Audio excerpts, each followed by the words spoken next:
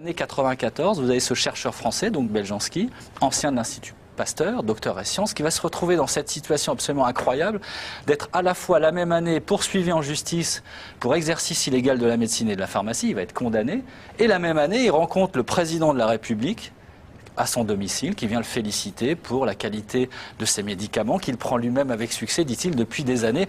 Voilà, c'est une situation très française, mais absolument incroyable.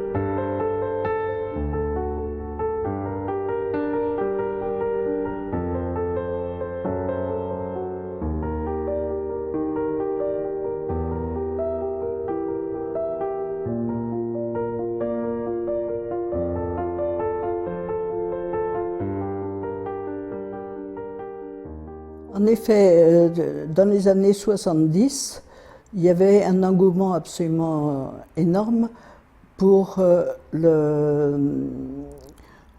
une conception du cancer qui était uniquement mutagène. C'est-à-dire que l'ADN en présence de molécules cancérogènes subissait une mutation et son message était modifié. À ce moment-là, le cancer se déclenchait. Monod était un homme brillant, intelligent. Il était le chef de service à l'Institut Pasteur du service où nous étions. On travaillait, on est resté 28 ans dans son service d'ailleurs. Et il était le champion de la théorie du tout génétique et du cancer par mutation génétique. Or, il était, dès le début, le travail de Mirko s'est trouvé un petit peu en porte-à-faux avec ces idées-là, parce que Mirko a montré que des molécules qui n'avaient pas de pouvoir mutagène étaient parfaitement capables d'induire le cancer. Il a déjà d'abord montré ça chez les plantes, ce qui avait ulcéré Monod. Ensuite, il a montré que des molécules naturelles pouvaient entraver le message normal de l'ADN et conduire de cette façon-là à la cancérogénèse. Et puis, pour achever le scandale, il a montré qu'il existait une transcriptase réverse. C'est une enzyme qui permet au virus à ARN de se multiplier dans une cellule. Jacques Monod était l'ardent défenseur d'un postulat scientifique très populaire à l'époque et appelé le dogme central. Selon le dogme central, l'ADN seulement pouvait délivrer le message cellulaire. Mais Mirko Beljanski, dans son laboratoire, a montré que l'information génétique peut remonter de l'ARN vers l'ADN. Il s'agit de la fameuse transcriptase inverse, ou reverse transcriptase, découverte qui était diamétralement en opposition avec les idées de Jacques Monod. Mirko Beljanski fut le premier à démontrer l'existence de la transcriptase inverse chez les bactéries, aux grandes dames de Jacques Monod. Les résultats de Mirko Beljanski lui créent des ennuis à l'Institut Pasteur, car la découverte de la transcriptase inverse porte atteinte à la position et à la notoriété de Jacques Monod, qui dirige alors l'Institut Pasteur. C'est ainsi que la découverte de la transcriptase inverse par Mirko Beljanski chez les bactéries fut passée sous silence. 17 ans plus tard, le prix Nobel Thémines reconnut l'antériorité des travaux du chercheur français, et cette rétrocitation fut publiée dans la revue Nature en 1989. Et Monod s'est opposé à Mirko, non pas par des arguments scientifiques, il lui a dit « je vous interdis de publier », mais Mirko a publié quand même, donc le climat évidemment était fort mauvais. Cependant, nous sommes toujours restés dans le service de Jacques Monod parce que nous avions des conditions de travail qu'on n'aurait eu nulle part ailleurs. Si on était parti, eh bien, on n'aurait pas eu de crédit et on n'aurait pas pu travailler.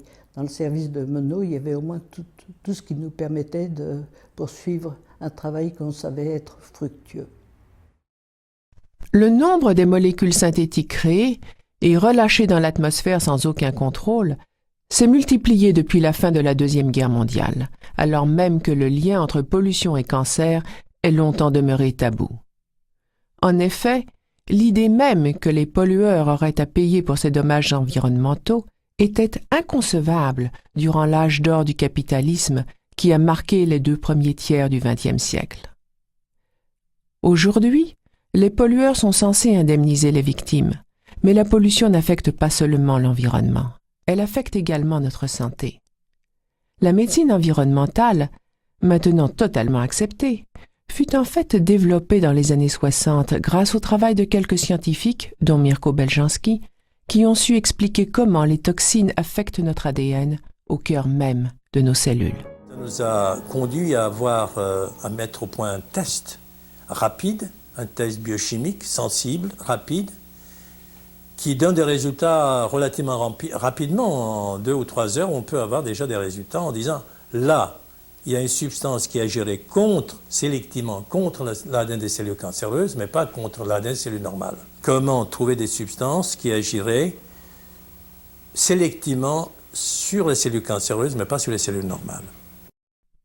Pour trouver ces substances, Mirko Beljanski a eu l'idée d'un test, qu'il a appelé l'oncotest. Ce test met en évidence la différence de rapidité de la synthèse de l'ADN cancer, ici montré en jaune, comparée à la synthèse de l'ADN normal, ici montré en bleu, en présence de diverses substances.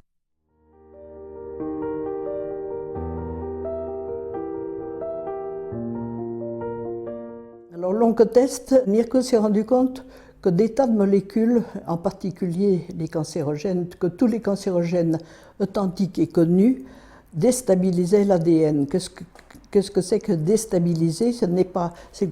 C'est très différent d'une mutation. Une mutation, c'est une altération de la composition. Déstabiliser, ça veut dire une modification de la structure secondaire de l'ADN, c'est-à-dire de sa conformation. Il n'y a pas d'altération de nucléotides, il y a un changement de conformation.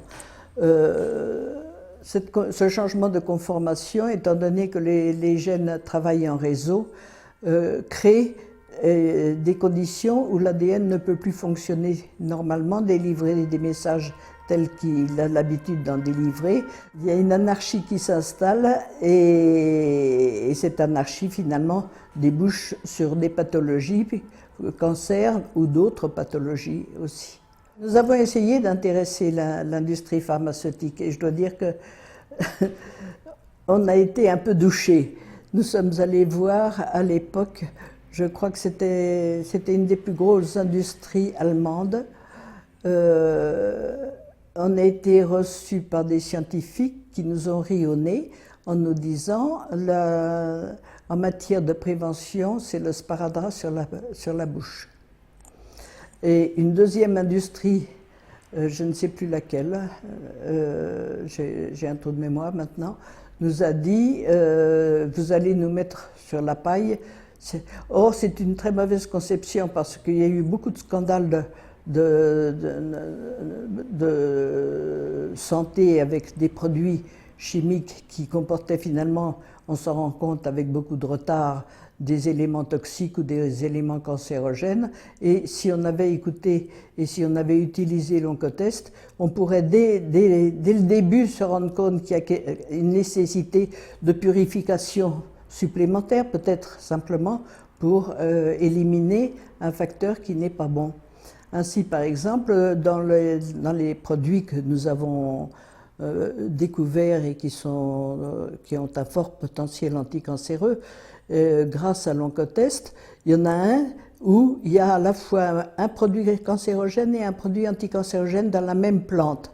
Eh bien, il faut éliminer totalement la partie cancérogène pour ne garder que la partie anticancéreuse. Mais si on n'a pas un test qui permet de voir ça, soit on ne se rend pas compte qu'il y a un potentiel intéressant dedans, soit on utilise la plante avec les risques que comporterait de laisser le principe toxiques ou cancérogènes dans la plante.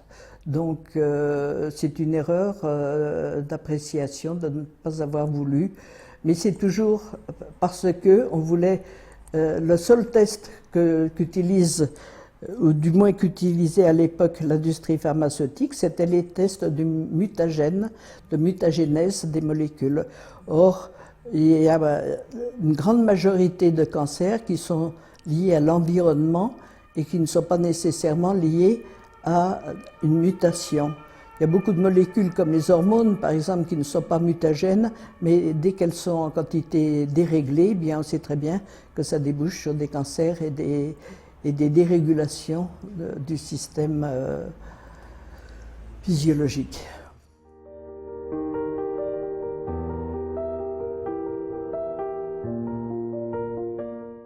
Alors elles sont spécifiques parce que c'est toute la base du travail de Mirko, c'est que tout ce qui a prévalu à la mise au point de l'oncotest, c'est de s'être rendu compte que absolument tous les ADN, c'est-à-dire les gènes, le génome des cellules cancéreuses est déstabilisé.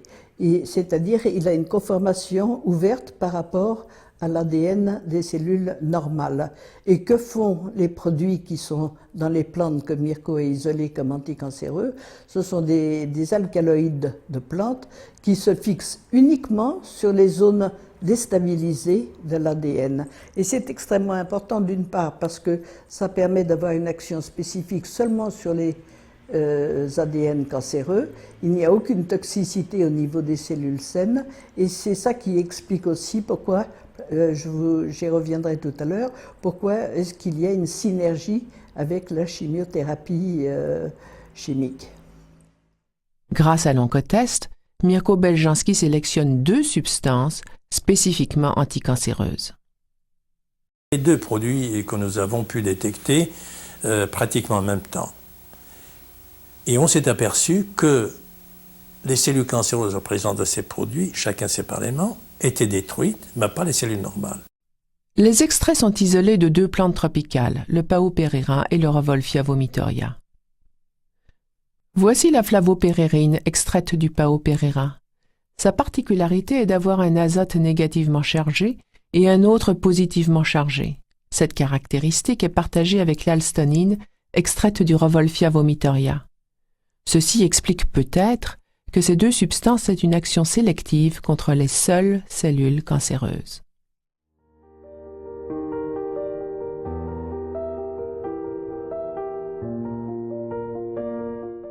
Le Pao pereira et le Revolfia vomitoria sont des plantes qui contiennent des alcaloïdes. Les alcaloïdes, c'est une certaine classe de nature chimique.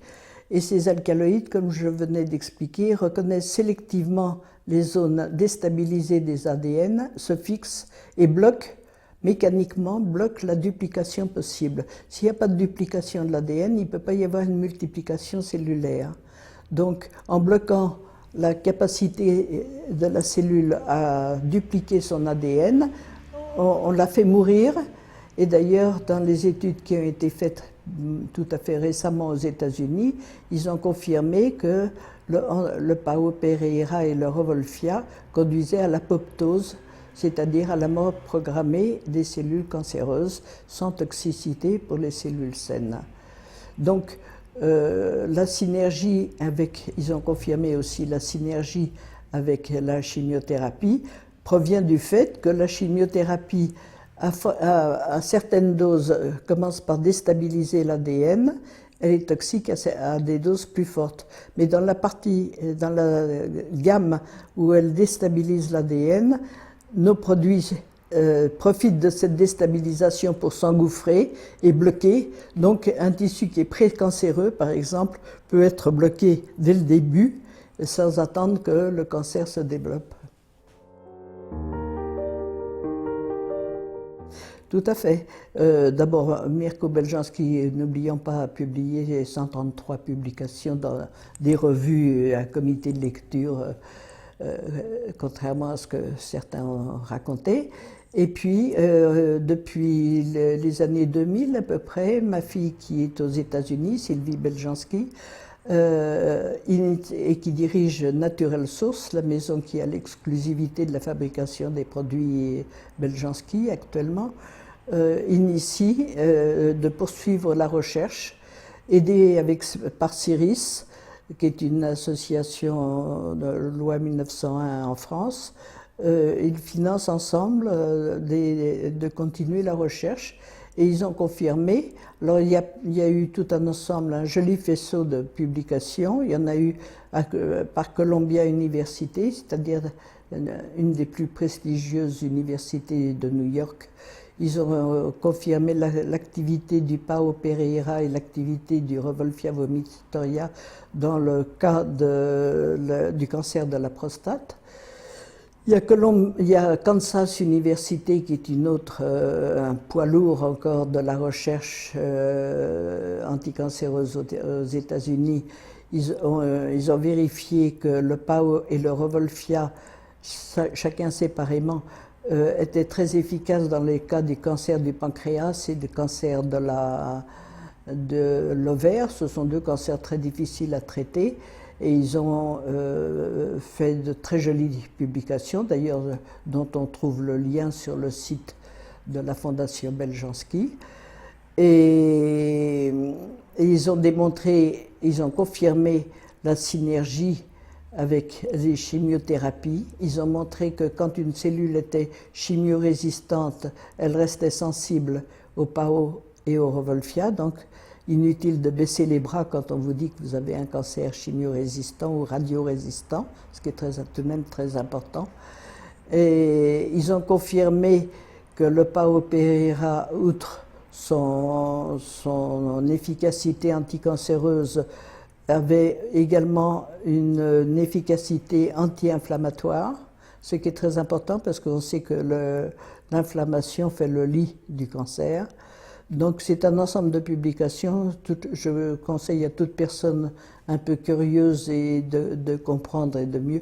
Malheureusement c'est en anglais, mais sur le site de la Fondation, www.beljanski.org, vous avez les liens qui permettent d'avoir accès à ces publications, et puis vous avez un résumé de ce que chacune apporte.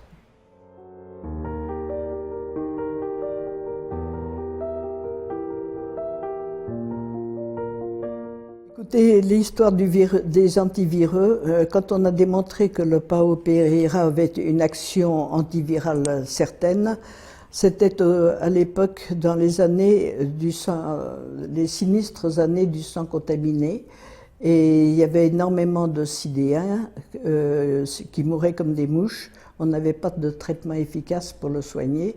Donc quand on s'est rendu compte que le Pao Pereira était aussi un excellent antiviral, on a été vraiment les plus heureux du monde à l'idée qu'on pouvait aider tout ça. Mais à l'époque, c'était le moment où la recherche scientifique était en train de mettre au point les trithérapies, qui, il faut reconnaître, sont une grande avancée par rapport à la ZT qui était le traitement précédent. Et ils ont vu d'un œil très mauvais les quelques cas assez spectaculaires et en même temps très médiatiques qui nous avaient permis qu'on avait pu traiter contre le sida. Et c'est l'industrie pharmaceutique, par le truchement de l'agence du médicament, qui nous ont agressés, qui ont porté plainte contre nous et qui ont finalement été la cause non seulement de la fermeture du laboratoire de Montmarie, de notre mise en examen, et en même temps, je dirais, de la mort de Mirko, parce que un mois après cette descente absolument invraisemblable du GIGN dans le laboratoire de Mirko, il a déclenché une leucémie myéloïde aiguë. À cette époque, le laboratoire était fermé, nous n'avions plus nos produits. Quelques malades très gentiment nous ont envoyé quelques échantillons par-ci par-là, mais c'était insuffisant pour se traiter. D'ailleurs, rien ne prouve actuellement qu'on peut traiter une maladie, une leucémie myéloïde aiguë aussi fulgurante, surtout chez un homme qui avait 74 ans. Alors Mirko a été traité par la chimiothérapie, mais il est décédé en 98.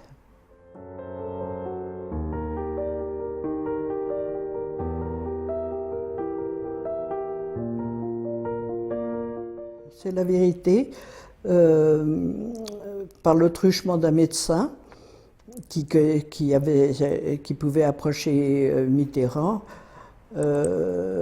celui-ci a décidé de prendre nos produits, et alors qu'il allait extrêmement mal, à l'époque on avait déjà dit il y aura des élections anticipées.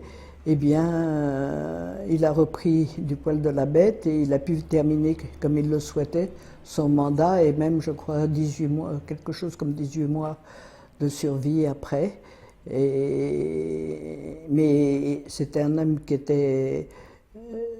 avait des métastases un peu partout et c'était pas possible de le sauver. Mais enfin, ce n'est qu'un cas parmi beaucoup d'autres. Mais je dois dire que ça nous a protégés pendant le temps où il était vivant. On a attendu la mort de Mitterrand pour venir casser notre laboratoire.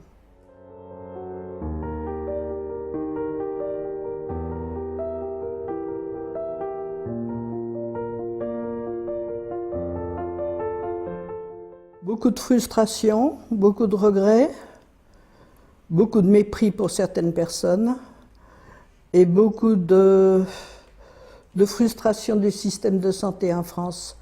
Il y a des milliers de gens qu'on peut aider. Je ne dis pas qu'on peut les guérir, je ne dis pas on peut aller beaucoup plus loin avec la synergie, avec les traitements classiques. On nous a accusés de détourner les malades, c'est faux. Déjà dans ses publications, Mirko parlait de la synergie avec la chimiothérapie. C'est donc qu'il savait qu'on pouvait aller plus loin en associant la chimiothérapie et nos produits. Je trouve invraisemblable dans un pays où les dépenses de santé mettent la France en mauvaise situation, où la France a payé par le truchement du CNRS nos salaires pendant des années. Malgré tout, on a pu travailler et faire un beau travail et il a fallu partir aux États-Unis pour pouvoir le développer. Je trouve ça ubuesque et vraiment triste et dommage.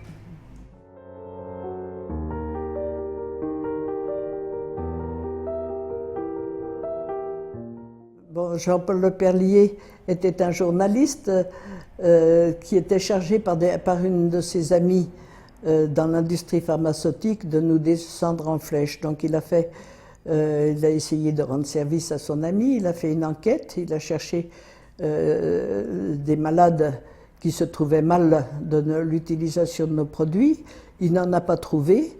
Donc il a laissé un peu tomber son enquête et puis un jour il s'est réveillé avec un cancer extrêmement méchant de l'intestin et je l'ai appris par Serge de Beketch qui m'avait invité à faire une émission et qui m'a dit, vous savez, Jean-Paul Leperlier, je me suis souvenu que Jean-Paul Leperlier n'avait jamais, bien que journaliste en charge d'essayer de nous nuire, n'avait jamais finalement donné suite à ça. Et puis, de toute façon, c'était un malade, et même s'il a été notre ennemi pendant un certain temps, je veux oublier ça. Je trouve qu'il y a une éthique dans la vie, si quelqu'un est en difficulté, c'est de l'aider d'abord.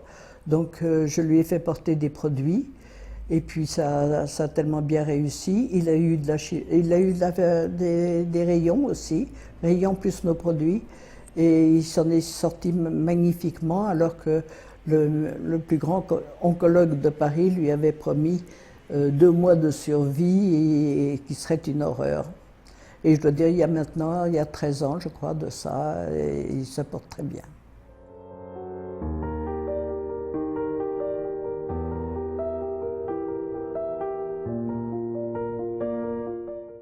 L'Amérique a un grand avantage sur la France, c'est qu'elle est pragmatique. ça marche ou ça marche pas, et toutes les petites histoires de susceptibilité, un tel a pris telle position contre Beljanski, alors nous on doit prendre aussi une position contre lui, etc., n'entrent pas en ligne de compte. Si les produits est efficace, ça les intéresse. S'il n'est pas efficace, on te remercie gentiment et puis au revoir. Il y a cet aspect-là aux États-Unis. Donc, on a eu la chance, grâce aux publications scientifiques de Mirko, qui sont de très bonne qualité, d'intéresser des spécialistes des endroits les plus prestigieux, comme je vous ai dit tout à l'heure, aux États-Unis. Ils ont voulu tout refaire d'eux-mêmes, ne pas nous croire sur parole, donc ils sont repartis sur les études in vitro d'ADN et de cellules et de souris, et donc ça prend beaucoup de temps, mais enfin ils ont tout confirmé et ils s'intéressent donc à ces produits. Mais il faut dire aussi une autre chose, c'est que la FDA aux États-Unis, les États-Unis c'est quand même, c'est un continent, c'est pas un pays petit et centralisé comme la France. Donc vous avez quand même en général plus de liberté. Il y a certaines choses, les produits sont actuellement fabriqués comme compléments alimentaires, ce qui n'existait pas en France à l'époque où on voulait faire des compléments alimentaires, mais ça a été interdit, et ça a été interdit, et un mois après on nous est tombé sur le dos. Donc si vous voulez, c'était pas possible. Aux États-Unis, on peut faire des compléments alimentaires, mais il y a certaines choses à respecter. Par exemple, on ne peut pas dire à quoi servent les produits. Donc ça limite beaucoup. Vous pouvez difficilement intéresser des malades à des produits si vous ne pouvez pas dire à quoi ça sert. Donc il y a certaines libertés, plus grandes qu'en Europe, ou du moins qu'en France. Je crois que la France, d'ailleurs, a la réputation aux États-Unis d'être le champion du manque de liberté en matière de santé. C'est comme ça.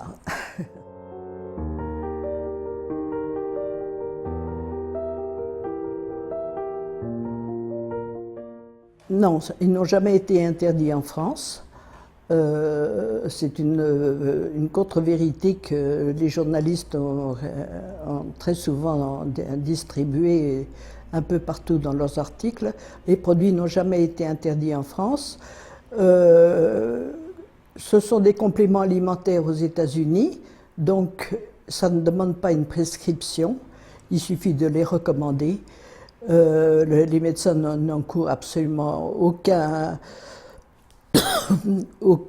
grief de recommander un complément alimentaire en synergie avec les produits conventionnels. Ce qui serait très important, c'est que les malades sensibilisent leurs médecins,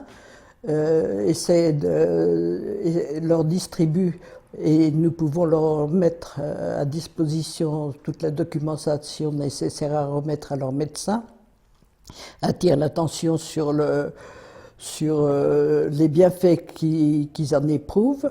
Les médecins ne risquent absolument rien. Les produits n'ont aucune toxicité, se mélangent très bien avec la chimiothérapie et la radiothérapie. Et actuellement, Natural Source assume une formation aux médecins qui en font la demande par Internet ou par téléphone à Natural Source, une formation à l'utilisation des produits Beljanski dans des bonnes conditions, selon la maladie que présente leur patient. Il y a une personne spécialement en charge pour ça à Natural Source.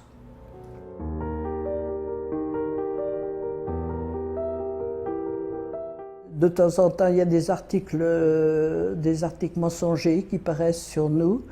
Il y a eu une émission de télévision extrêmement déplaisante, bourrée de contre-vérités, auxquelles nous avons répondu sur notre site, ou le site de ma fille, je ne sais pas, comme elle est avocate, la langue mieux pendue que moi pour répondre à ce genre d'agression. Il y a Wikipédia qui dit des contre-vérités. J'ai essayé de corriger plusieurs fois, ils n'en tiennent pas compte. Qu'est-ce que vous voulez, on ne va pas passer son temps là, à essayer de convaincre des gens qui ne veulent pas être convaincus. Quand ils disent, par exemple, il n'y a pas de publication, et qu'on leur dit, il y a 133 publications, vous les trouverez sur tel site, s'ils continuent à dire qu'il n'y a pas de publication, c'est pas la peine d'essayer de les convaincre. Voilà. Alors, on essaie de faire du bon travail, mais pas de convaincre les sourds.